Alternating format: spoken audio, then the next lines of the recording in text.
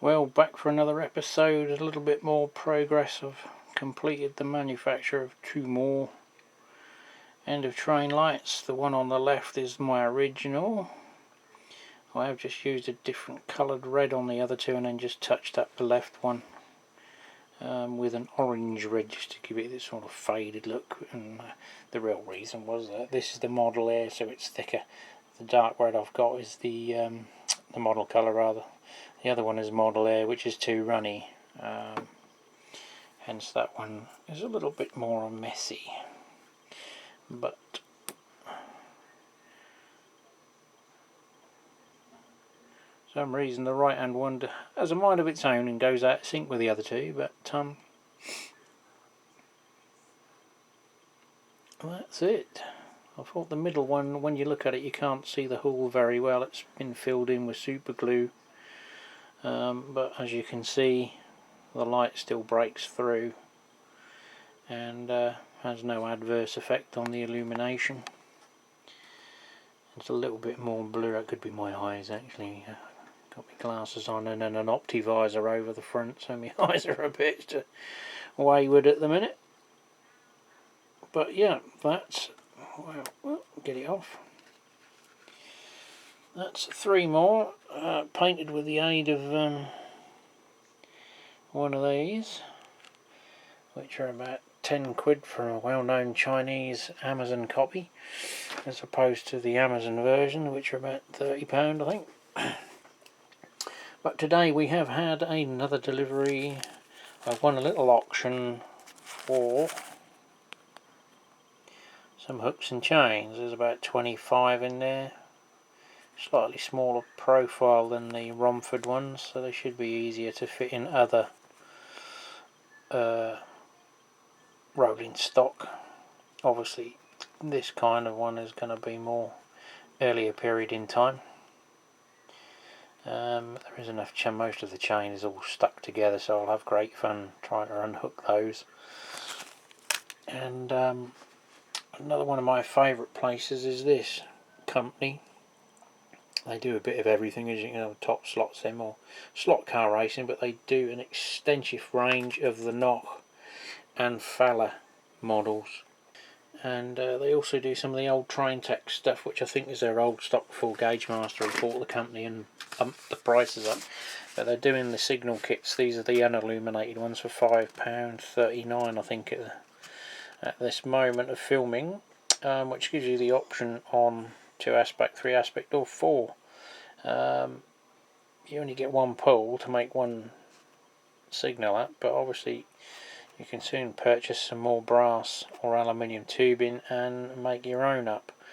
The catch is LEDs I think won't fit in. You will need the surface mount because they're quite a low profile signal. They're not as bulky as the Burco ones, which I've got a few of those to convert as well, but I thought this is a very cheap way of getting a nice detailed signal for the sake of me either attempting to get some 1.8 LEDs and try and see if they'll work, or you know, I have bought a hot air soldering iron station, so I might tempt fate and get some solder paste and some SMD and make my own little boards up to go in them.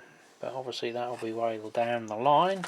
But I got 3 of those and topped the order up with some Gaugemaster stuff. There was well, a couple of them were under 3 quid and one 4 quid, which I think was the leaf scatter, which I bought to rejuvenate those awful Chinese trees. And some other scatters as well, just to mess around, but like sort of 50 gram packs, so they weren't too bad of money. This one's a bit more painful at a £5, but yeah, it is what it is nowadays. Bogies for the tankers to fit the Vectus printed NEM pockets. I've had to raise, fill that void where you can see the grey top. To get the positioning right, I've had to add a little bit of 0.75 plastic card on the top, so that will give me 2 sort of mating surfaces for the fitting, so it should give it a nice strong bond, and that gives it about the same ride height as the Lima tank wagons, although there is a little bit of variation with those. They're quite long and do tend to be a bit floppy, some of them, and bent.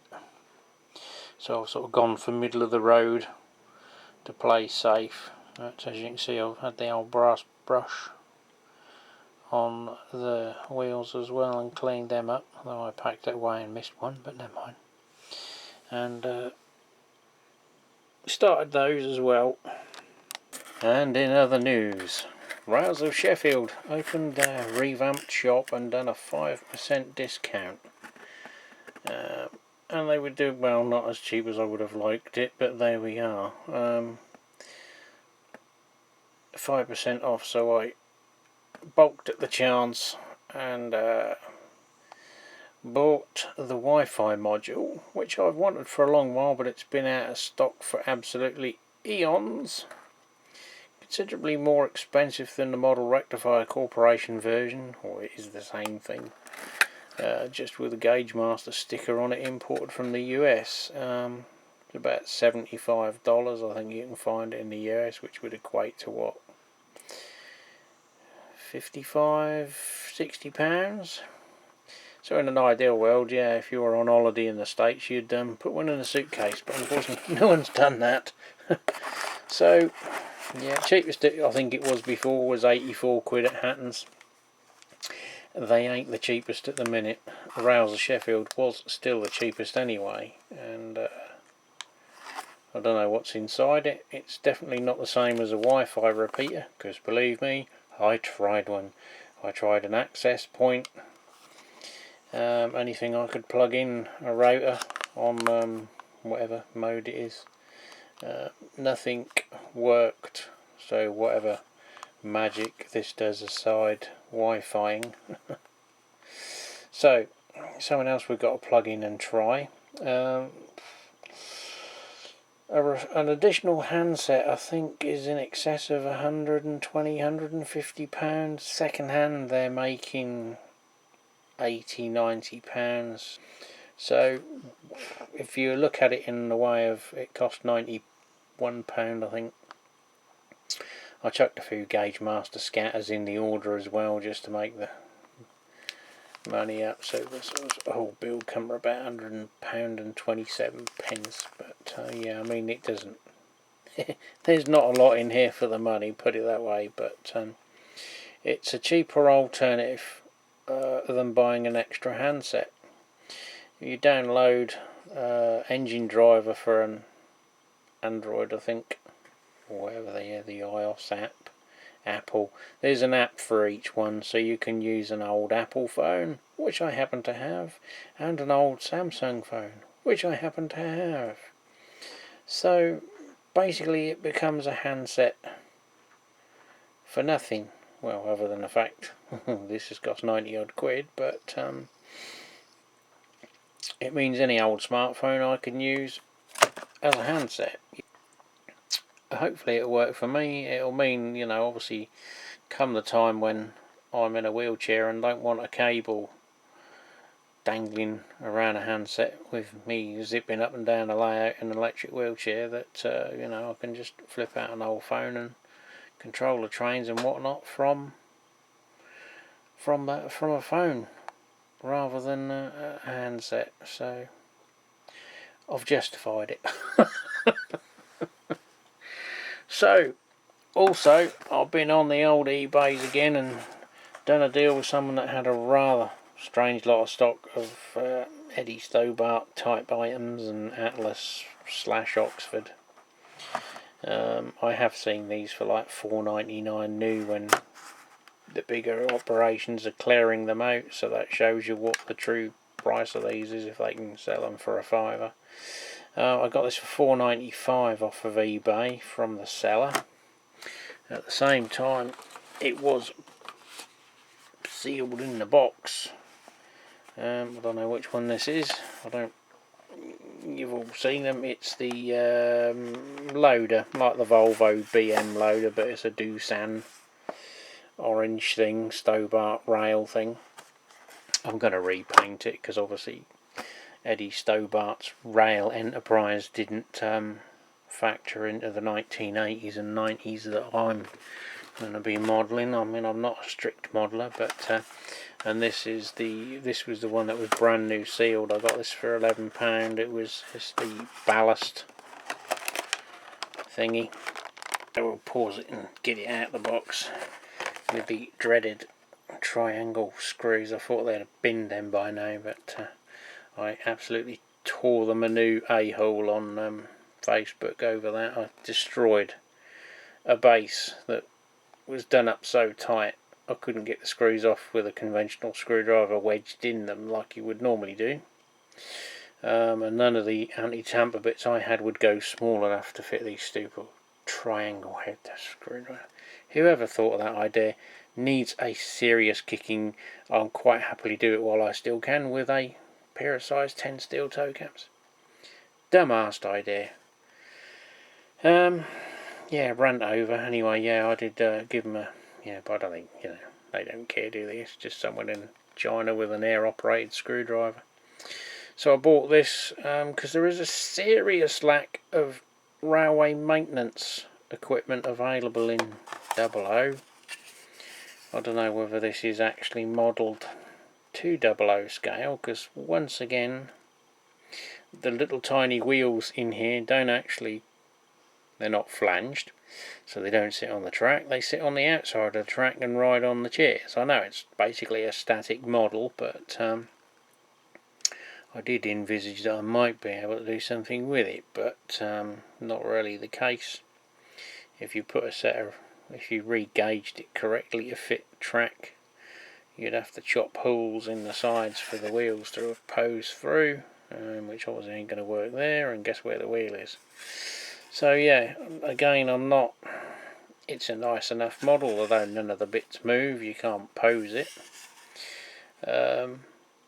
It sort of skids along the track rather than actually them going to the minute extra detail of putting a flanged wheel set on. So you could have actually pushed it along the track. So yeah, it'll be de-Stobartified. I don't know whether these existed in the British Rail maintenance days. It might be a bit modern for that, but obviously I've got to use a little bit of license, seeing as there is absolutely bugger all in track maintenance. Anything that is available is Kibri in HO, and their little kits are like £100 to glue together and spray up, so not cheap. I know there's that chap who does the 3D printed ballast wagons, but again, I think they're £20–30. Then you've got to paint them all up and buy the decals and everything. It's not something I'm looking to spend. Ballast wagons are dear enough. Can't even find them for sort of £10 or less. Buying sea cows or sea lions or whatever the hell else they want to call them. Can't get them for love of the money. Well, get them for love, but not the money I want to pay. Oh no. Oh. Now in the process of getting some nice big boxes that are uniform. I think I said in the last video, if I haven't chopped it out. And consolidating everything into boxes that's not going to be needed to hand. They're all unassembled model kits and some of the old hatchet stuff. So they're all going in boxes to be put out of the way, because I'm sort of reaching maximum capacity here.